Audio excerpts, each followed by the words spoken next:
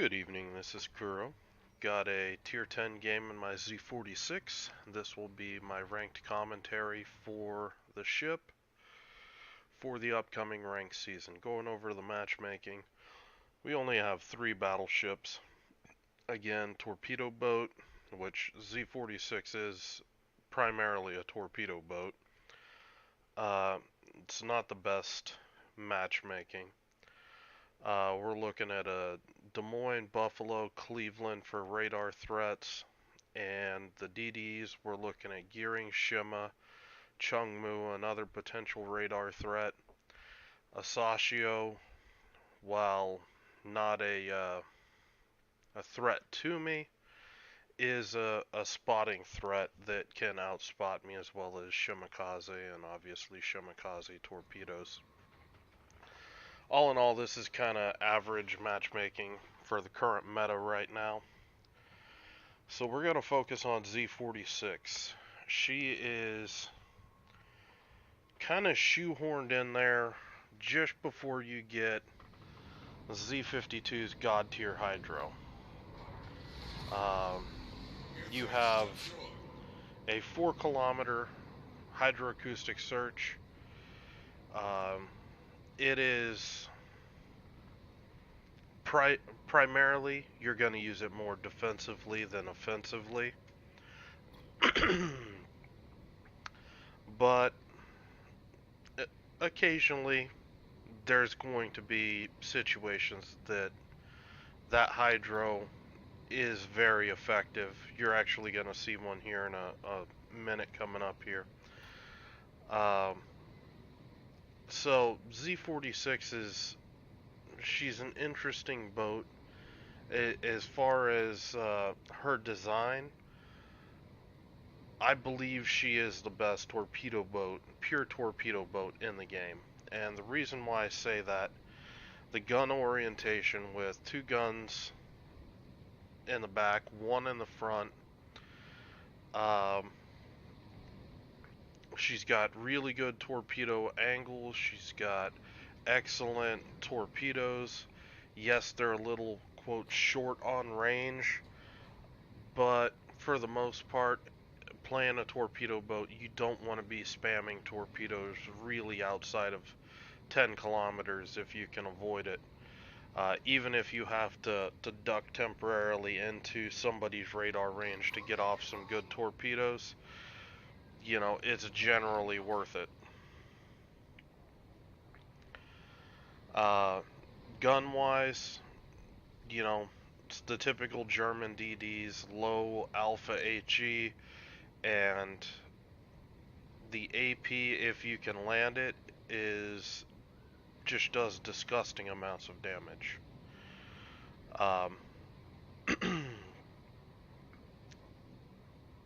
You know, everything else about the ship, she's got pretty good concealment for a German DD. That it kind of sticks out. She's at 5.9 kilometers when properly spec'd. Excuse me. And that I find stacks really well with, you know, just about all the other destroyers at this tier. The ships that, you know, you don't really want to take on, you know, all the time. Really, that is Kitakaze, Tashkent, maybe Udaloy. It really comes down to if you can get your AP into the game or not on a lot of these ships. If you can use your AP, you can take on just about anything. The AP is that strong.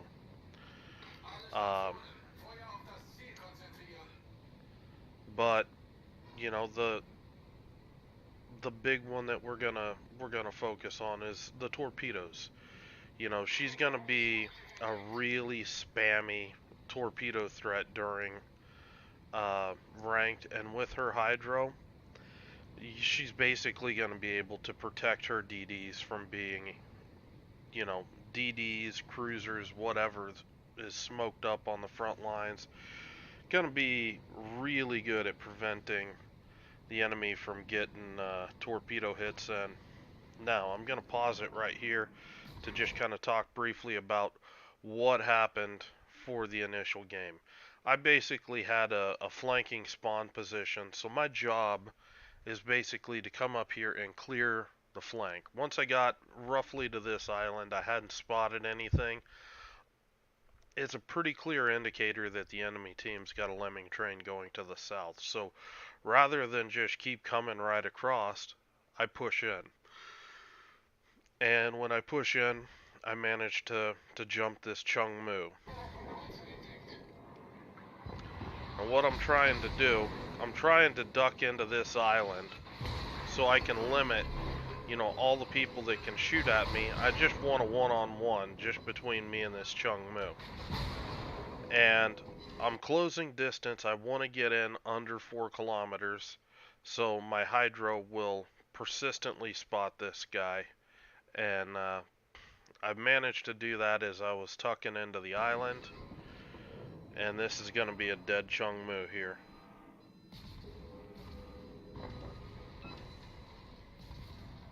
Now maybe my Buffalo would have radared him, maybe not. Regardless, that's a Hydro play that you can't really do with, anything other than a German DD currently.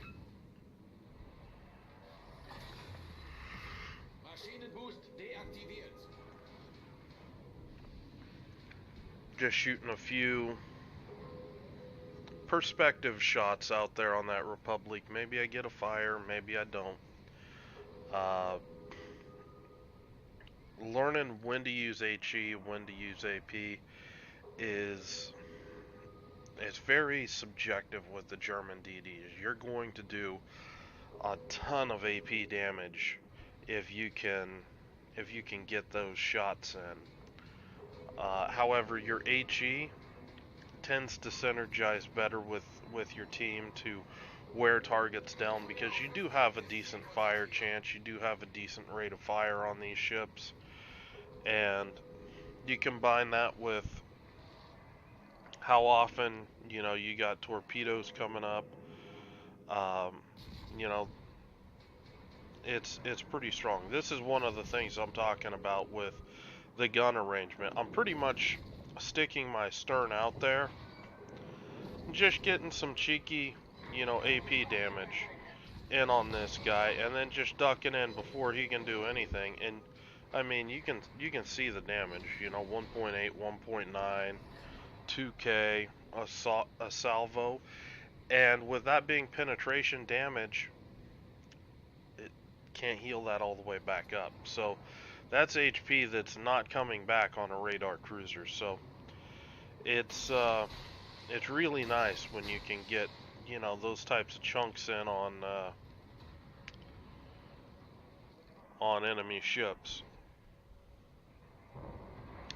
I got a Cleveland that's in a good radar position. I think he's potentially going to have too much able to shoot at him with a Hindenburg coming around the corner. I'm just going to smoke him up. This is something that a lot of people, complain about the German DDs. Their smokes are useless, yada, yada, yada. That's over a minute that guy is going to have an advantage over the enemy team. And if you look, it's the Hindenburg's not poking him anymore, and it's kind of got him out of hot water. So don't play selfish with your smokes. It's not worth it. Help your team out. I'm poking out up here, want to get some spots in. I'm gonna have Hydro up in 25. What I'm looking at is a big old ball of enemy ships, and that generally indicates that you're gonna get pushed hard, pretty quickly.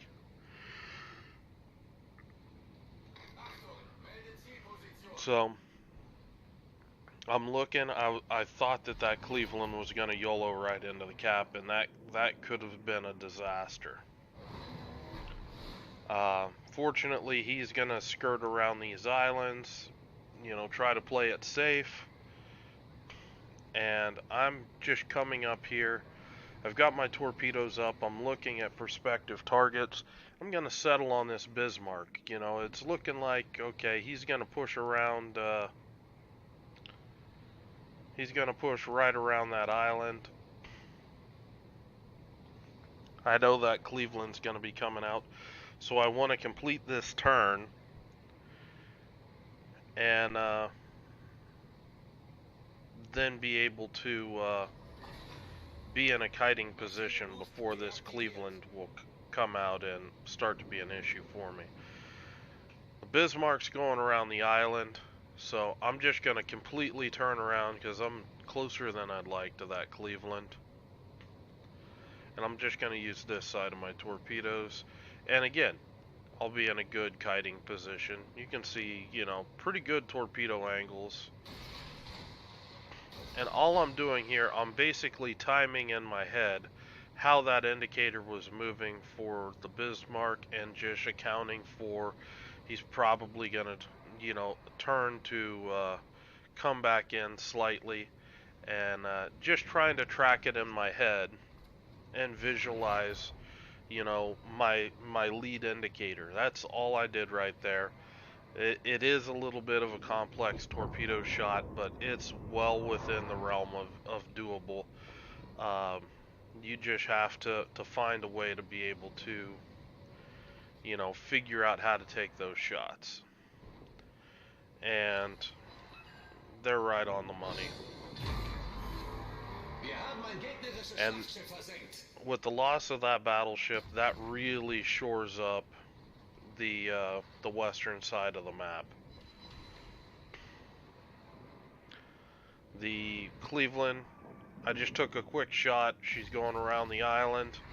You know, no sense in, you know, not getting a lick in on a radar cruiser. Des Moines is pushing up, giving me broadside. So again, just putting the guns to work.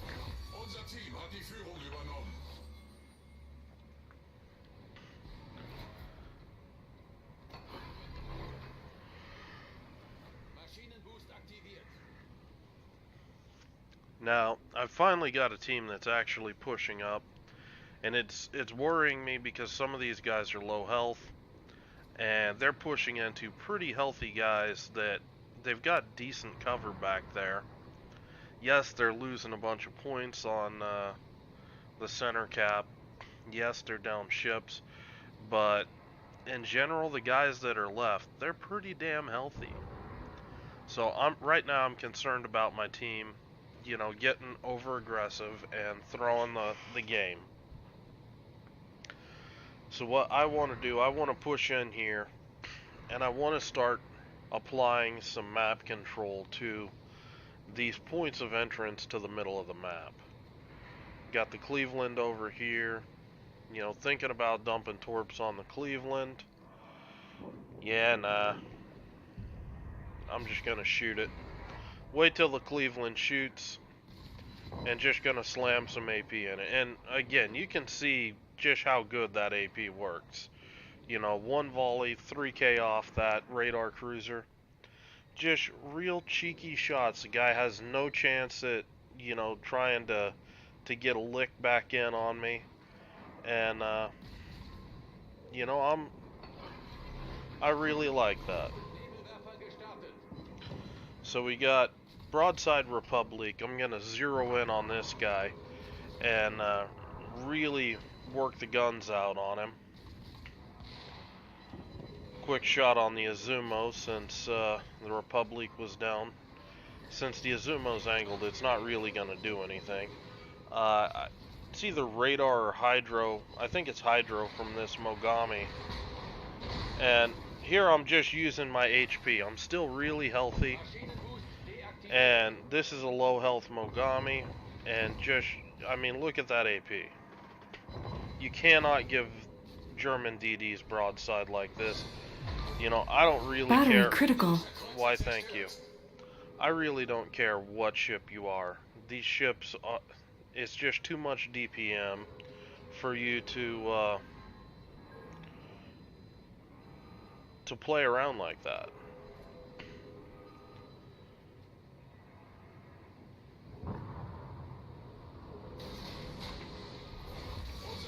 Throwing some torps out here on this Republic. And I'm just backing off right now. My smoke's gonna be out soon. You know, it's time to play safe. Gonna start throwing some shots into this Republic.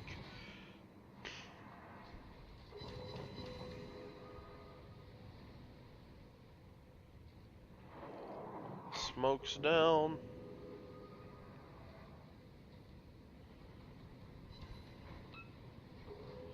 This guy only manages to take one torpedo. So he didn't flood, or he had repaired.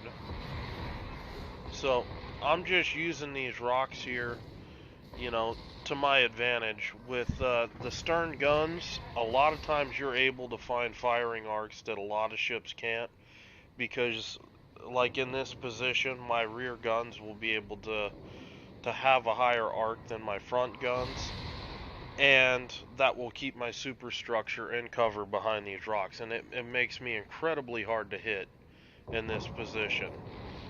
Now at this point, you know, I expected the Republic's guns to be off target. I'm healthy with the new BBAP mechanics.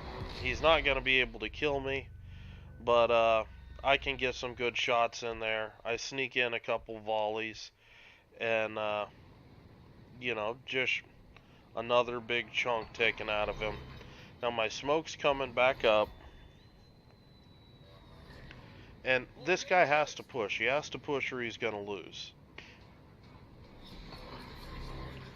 So I'm just going to drop my smoke up here, and I'm low HP. I'm just going to play chill. Come on out.